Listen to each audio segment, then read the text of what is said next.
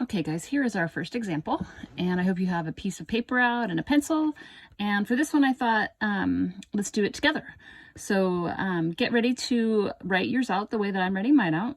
This is a rectangular prism, and this problem is telling us that we need to find the volume and that each cube has a side length of 1/2 centimeter. So each cube, if I were to draw one cube here, and this represents each one of these, that means that this length from here to here is 1/2 centimeter, and this one from here to here is 1/2 centimeter, and this height here would be also 1/2 centimeter because it's a cube. They're all the same.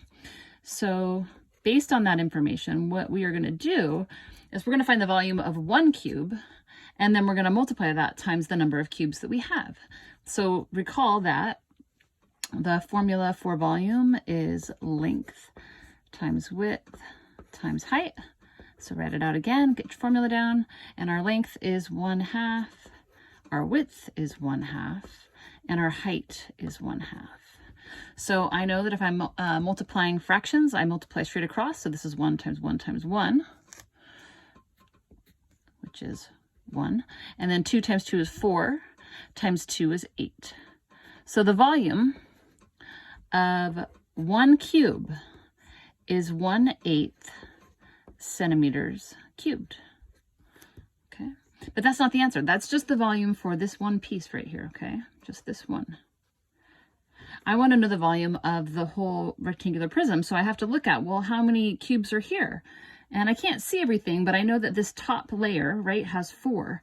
So how many layers are there? There's 1, 2, 3, 4, 5. So if there's 4 in each layer, 4 times 5 is 20. So I know that there are 20 cubes. So I'll take my 1/8, right, and that's the volume of one cube, and I multiply that times 20. So I'll put 20 over 1. And I can do this two ways. I can multiply straight across, and I'll just do it that way. 1 times 20 is 20, and then 8 times 1 is 8. And that's not in simplest form. So I would have to find a common factor first, and a common factor here is going to be 4, is my greatest common factor of 20 and 8, so I'll divide by 4. So 8 divided by 4 is 2, and 20 divided by 4 is 5. And that's an improper fraction, and that is correct, but of course I can change it back to a mixed number by dividing my top number, my numerator, by my denominator. And I know 2 goes into 5 2 times. 2 times 2 is 4. I get 1, and I bring that remainder up, and I bring my divisor over. So this equals 2.5 centimeters cubed, because I have 3 dimensions. So my volume of the entire rectangular prism is 2.5 centimeters cubed. Now, let's go back to this step here. I could have canceled out as I went, and we'll see how that would have worked. If I look at my cross products, okay, so what's the common factor for 8 and 20? And I already asked myself that question here. It's 4, so I would divide them both by 4. So 8 divided by 4 is 2.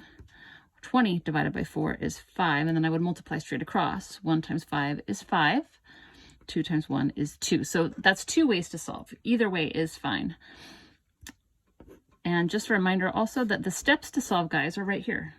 So again, find the volume of one cube, and then multiply the volume of that one cube, right? Our 1/8, multiply that times the number of cubes that you have, and then simplify.